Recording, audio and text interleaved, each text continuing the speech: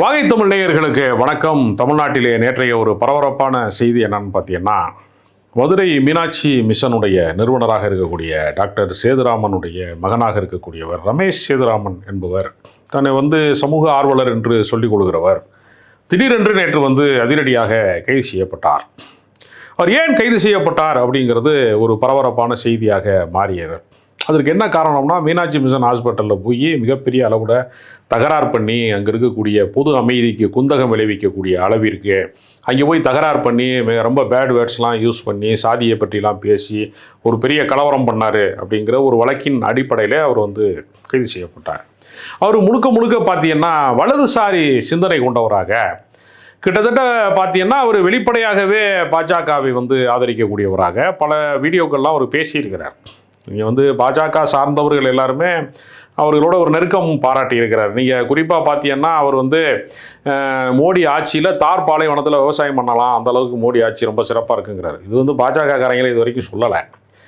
அவர் குடும்ப தகராறு காரணமாக, நீங்கள் மருத்துவர் டாக்டர் சேதுராமன் அவர்கள் மிக எளிய குடும்பத்திலே பிறந்து மருத்துவ பட்டப்படிப்பிலே தங்கப்பதக்கம் எல்லாம் பெற்று மதுரையில் ஃபஸ்ட்டு அப்பல்லோ மாதிரியான பெரிய மருத்துவமனைகள்லாம் வருவதற்கு முன்பு மிகப்பெரிய மருத்துவமனையாக உருவாக்கப்பட்டது. அது மாட்டுத்தாவணி இன்னைக்கு தான் அது எல்லாராலும் அறியப்பட்ட ஒரு பெரிய பேருந்து நிலையமாக இப்பொழுது மாற்றப்பட்டிருக்கிறது. என்னுடைய 90களினுடைய காலகட்டத்திலே அது ஒரு பெரிய அளவில் சிட்டியாக வளராத காலத்தில் அந்த ஹாஸ்பிட்டல் தான் அடையாளமாகவே இருந்தது. ஏறத்தாழ மதுரையினுடைய அடையாளங்களில் ஒன்றாக அது இருந்தது. அவருடைய வாழ்க்கை வரலாறை சொல்லுகிற போது சொல்லுவாங்க, குருவி கூடு கட்ட அஞ்சுகிற ஒரு குக்கிராமத்திலே அவர் பிறந்தார் என்று சொல்வார். அப்போ அவர் என்ன செய்கிறாருன்னா, மிகப்பெரிய மருத்துவராக தங்க பதக்கம் பெற்று கோல்டு மெடலிஸ்ட் ஆகி ஒரு பெரிய மருத்துவமனையை அவர் உருவாக்கி ஒரு சமூக சேவகராகவும் ஒரு அடிப்படையில் இருக்கிறார்.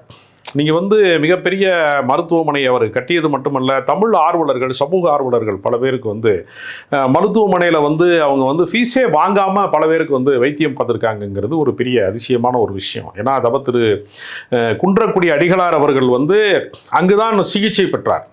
அவருடைய அந்த இறுதி காலத்திலே அங்குதான் மருத்துவ சிகிச்சைகள்லாம் பெற்றார்.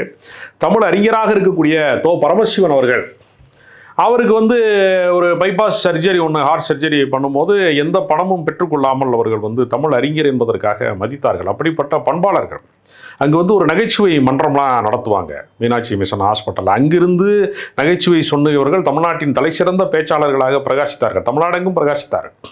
அதனால் நீங்கள் பார்த்தீங்கன்னா அங்கிருந்து தான் மதுரை முத்துலாம் உருவானார். ஞானசம்பந்தன் என்று சொல்லக்கூடிய பேராசிரியர் பட்டிமன்றத்தினுடைய நடுவர் அந்த நகைச்சுவை மன்றத்தை அவர் நடத்துவார்.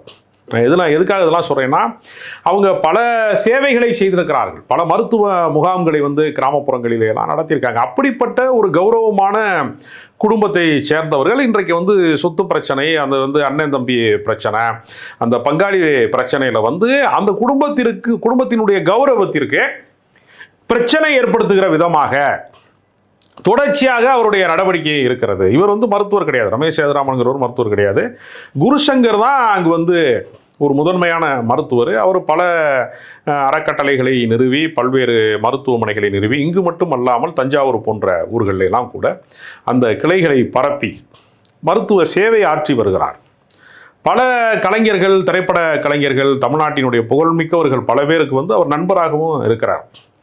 அதனால் நானே கூட பல முறை நான் இயக்குனர் சீனு ராமசாமி போன்றவர்கள் எல்லாம் அங்கு சில சிகிச்சைக்காக வேறு சிலரை சந்திப்பதற்காக போகிற போது அங்கெல்லாம் நாங்கள் அந்த மருத்துவமனையிலே போய் எப்படி சிகிச்சை அளிக்கிறார்கள், எப்படி பராமரிக்கிறார்கள் என்பதையெல்லாம் நேரிலே போய் நாங்கள் பல முறை பார்த்துருக்கிறோம்.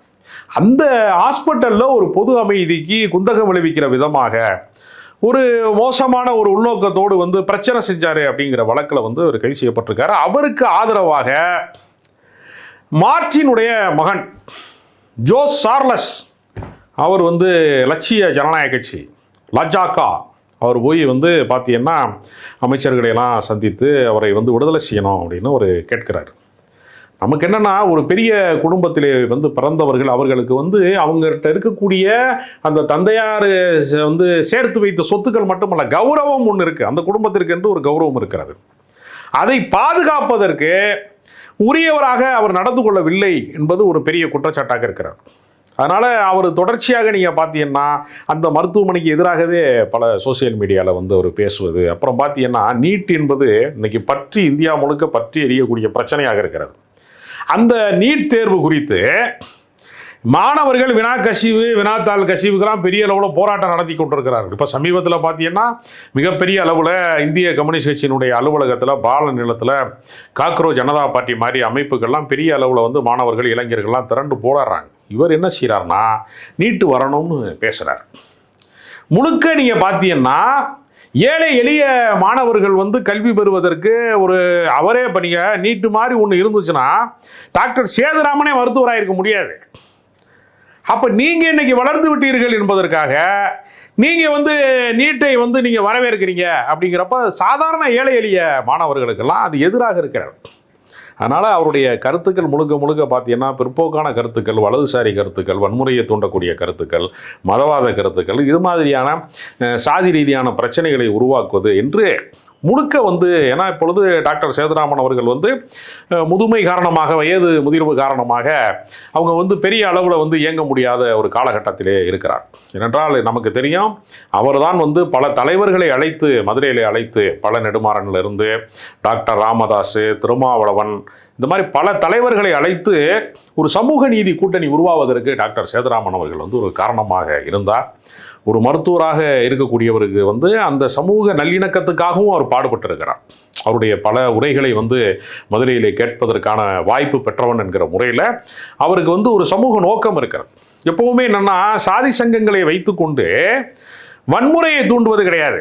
அதன் மூலமாக அங்கு பின்தங்கி இருக்கக்கூடிய மாணவர்களுக்கு கல்வி பெறணும், பின்தங்கிய குடும்பங்களுக்கான உதவிகள் பெறணும், அவங்களுக்கு ஏதாவது நம்ம செய்யணும் அப்படிங்கிறதுக்காக நீங்கள் வந்து சாதி சங்கங்களை வந்து நீங்கள் பயன்படுத்தி கொள்வதில் பிழை கிடையாது. ஆனால் அது வந்து பிற சாதிகள் மீதான வெறுப்பாகவோ வன்மமாகவோ மாறுகிற பட்சத்தில் தான் அது சிக்கலுக்குரியதாக மாறுகிறது. அதுதான் நம்ம எல்லா பிரச்சனைகளிலேயுமே நம்ம அதை தான் பார்க்குறோம். ஆனால் அவர் ஒரு சமூக நல்லிணக்கத்திற்கான மனிதராகத்தான் அவர் இருந்திருக்கிறார். மருத்துவ சேவை ஆற்றியிருக்கிறார்.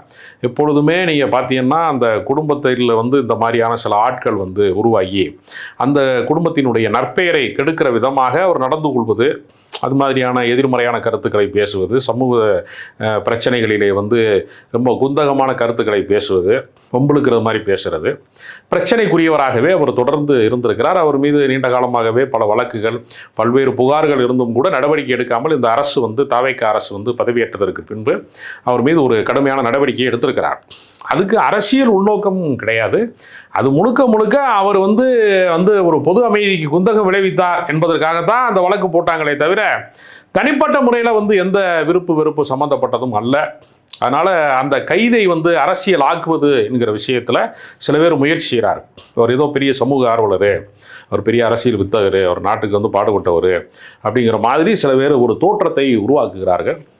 யார் வந்து முறைகேட்டிலே ஈடுபட்டாலும், யார் வந்து பொது அமைதிக்கு குந்தகம் விளைவித்தாலும், வன்முறையை தூண்டினாலும், மிக ஆபாசமான அருவருப்பான சொற்களை பேசினாலும் அவர்கள் கைது செய்யப்பட வேண்டும், அவர்கள் சட்டத்தின் முன்னால் நிறுத்தப்பட வேண்டும், அவர்கள் தண்டனை பெற்றுத்தர வேண்டும் என்பதில் புதிதாக பதவியேற்று இருக்கக்கூடிய இந்த அரசு ஒரு சரியான நடவடிக்கை எடுத்திருக்கிறது என்றுதான் நான் பார்க்கிறேன். அதனால் அவருடைய விடுதலையை குறித்து வந்து பல அமைச்சர்களை போய் பார்க்கக்கூடிய இந்த சார்லஸ் போன்றவர்கள், அந்த மார்ட்டினுடைய மகன் போன்றவர்கள்லாம் என்ன அவர் பிஸ்னஸ் சம்பந்தப்பட்ட அவர்களுடைய தனிப்பட்ட உறவுக்காக அவரை வந்து மேன்மைப்படுத்தி பேசுகிறார்கள். ஆனால் அடிப்படையிலே அவருடைய கருத்து என்பது மிக மிக தவறானது, வலதுசாரி பார்வை கொண்டது, பிற்போக்குத்தனமானது, பொது அமைதிக்கு குந்தகம் விளைவிப்பது. எனவே இப்படிப்பட்ட நடவடிக்கையில் ஒரு பெரிய இடத்து பிள்ளை அப்படிங்கிறதுனால அவர் செய்யக்கூடியதெல்லாம் வந்து சரியானது.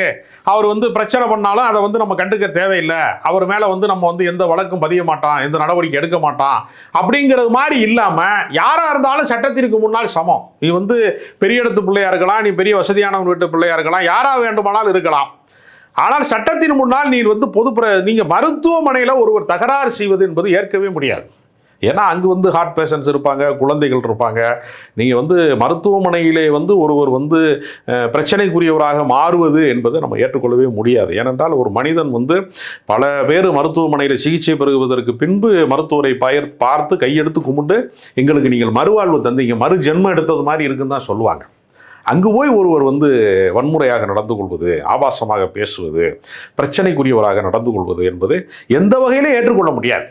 அதனால அவரை வந்து அப்படிப்பட்ட ஒரு ஆளை வந்து ஏதோ ஒரு பெரிய சமூக ஆர்வலர் அவர் பெரிய அரசியலில் வந்து வல்லுநர் அப்படின்லாம் வந்து நீங்கள் வந்து இட்டுக்கட்டி பேசுவது என்பது ஏற்புடையது அல்ல அப்படிங்கிறது என்னுடைய கருத்து.